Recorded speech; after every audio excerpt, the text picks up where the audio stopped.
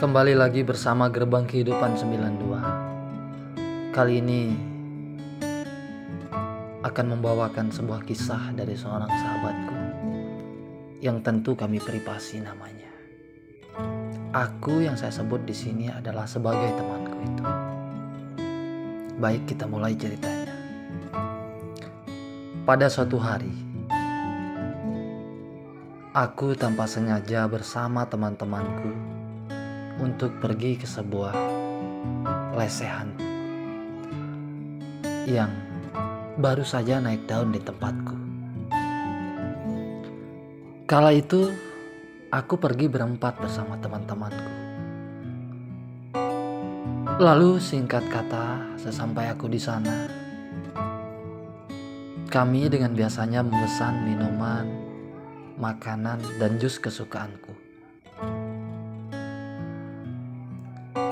Lalu kemudian, setelah beberapa lama, aku meminta kepada admin petugas dari lesehan itu untuk menghibur kami dengan menyetelkan sebuah lagu kenangan masa lalu. Berharap suasana itu bisa mengobati rasa rinduku kepada seseorang yang pernah singgah dalam hatiku dulu. Hari itu adalah hari di mana aku berstatus sudah memiliki istri dan anak.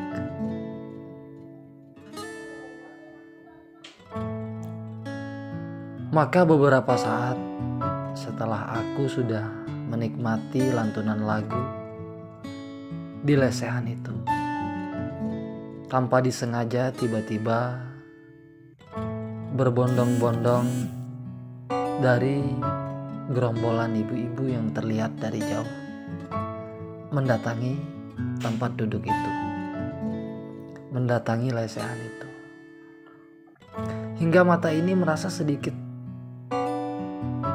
tertuntun untuk harus melihat siapa sih gadis itu. Terbesit dalam hatiku, pun juga dengan teman-temanku berkata, wah ternyata banyak cewek yang datang, kita lihat mana yang cantik, ujar semua teman-temanku yang sedang duduk denganku. Lalu ketika mereka mendekat, aku tak pernah berpikir sedikit pun bahwa ternyata yang masuk dalam gerombolan orang yang datang itu adalah mantan istriku dulu. Hingga aku pastikan, aku melihat lebih dekat, dan ternyata benar, dia adalah mantan istriku dulu. Saat itu aku sedikit canggung, acuh tak acuh. Aku tak tahu harus mengambil sikap seperti apa. Di satu sisi aku kebetulan sekali sedang ingat dengannya. Dan kenapa bisa terjadi hari itu kok dia tiba-tiba bisa hadir di depanku. Seperti kata pepatah, pucuk dicinta ulang pun tiba. Kita lanjut ceritanya. Beberapa saat setelah itu, ia menyapaku dengan sebutan, loh kamu kesini sama siapa, istrimu mana? Ujarnya sambil bercanda. Lalu dengan bahasa itu saya terasa tertuntun untuk harus mengajaknya duduk dan berbicara. Sehingga terjadilah aku dan dengannya harus duduk satu meja dan bercanda. Pada saat itu aku saling menceritakan anak dan istri. Begitu juga dengan dirinya, menceritakan anak dan istrinya. Perlahan, yang namanya manusiawi, walau bagaimanapun ia pernah menjadi bagian dari orang yang pernah saya sayangi dulu. Jadi tentu rasa cintaku masih ada padanya. Dan pertemuan itu justru lebih membangkitkan semangatku. Tapi aku tidak pernah berpikir bahwa ia akan merasakan hal yang sama seperti apa yang saya rasakan. Namun justru dia lebih agresif padaku. Dan tak lama kemudian tiba-tiba handphoneku berdering. Begitu aku melihat handphoneku, ternyata istriku memanggil untuk aku harus segera pulang. Saat itu ia sambil mencubitku mengatakan, urus saja istrimu, aku kan sudah punya suami. Ujarnya terlihat marah namun masih menyimpan perasaan dan cemburu padaku. Bahasa tubuh yang ia pertonton padaku sangat bisa kumanai, sehingga aku percaya bahwa dia masih sayang padaku. Oke, singkat pertemuan saya hari itu dengannya, sehingga pulanglah aku. Dan di akhir itu memang aku pernah tukaran kontak dengannya. Tapi di handphoneku aku menyimpan dengan nama XYX agar istriku tidak mengetahui siapa pemilik nomor itu. Singkat cerita, setelah beberapa hari pertemuanku di sebuah lesehan itu, ia tiba-tiba dengan julidnya menelponku. Dan untungnya saat itu tidak dilihat istri, karena berhubung aku masih di luar rumah. Dan saat itu juga aku via telepon saling bercumbu rayu, bahkan sampai akhirnya memutuskan untuk bertemu kembali. Saat itulah aku bisa bertemu dengan di sebuah tempat yang kami rahasiakan.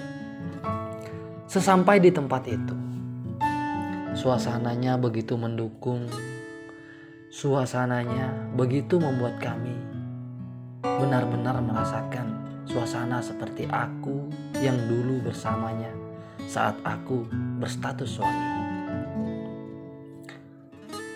Maka kala itu dengan biasanya aku mengatakan, apakah suamimu tidak marah?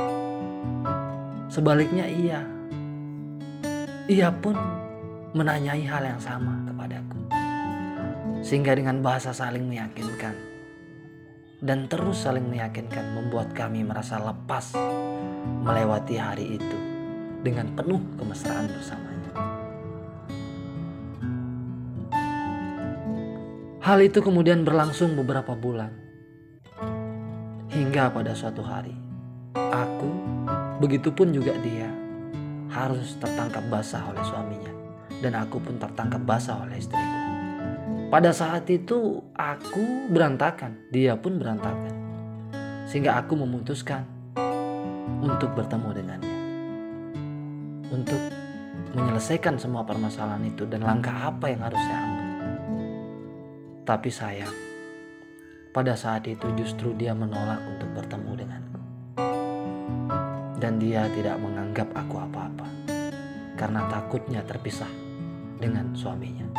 Sebaliknya, aku yang sudah hampir mengambil sikap pada istriku, ternyata harus menderita kesakitan sendiri karena aku dimarahi oleh dua perempuan yang benar-benar saya sayangi. Maka sejak itulah aku mulai sadar, ternyata apa yang saya lakukan selama ini adalah salah. Dan apa yang saya lakukan kepada istriku dan dia, itu adalah hal yang sangat menzolimi mereka. Sehingga mungkin hari ini aku merasakan sakit karena Tuhan murka kepadaku akan sikapku yang telah berlalu. Beberapa bulan kemudian, setelah semua hilap, semua salah yang aku sadari, ternyata Tuhan memberikan aku jalan, yakni aku merasakan kebahagiaan di dalam rumah tanggaku, dan istriku menjadi seorang pegawai yang kini sangat baik kepadaku. Sahabat semua yang mendengarkan kisah ini, pada kisah ini saya akan memberikan sebuah pesan moral, yaitu ketika kita mampu kembali untuk memperbaiki diri dari apa yang sudah pernah kita lakukan yang bernuansa negatif, maka Tuhan akan mengirimkan jalan yang terbaik bagi kita. Sehingga tiap hari gerbang kehidupan tak jenuh-jenuh menayangkan kisah kehidupan yang memang memiliki dua sisi aura, yaitu positif dengan negatif. Tak lain semua tujuannya itu adalah untuk memberikan pelajaran kepada kita semua.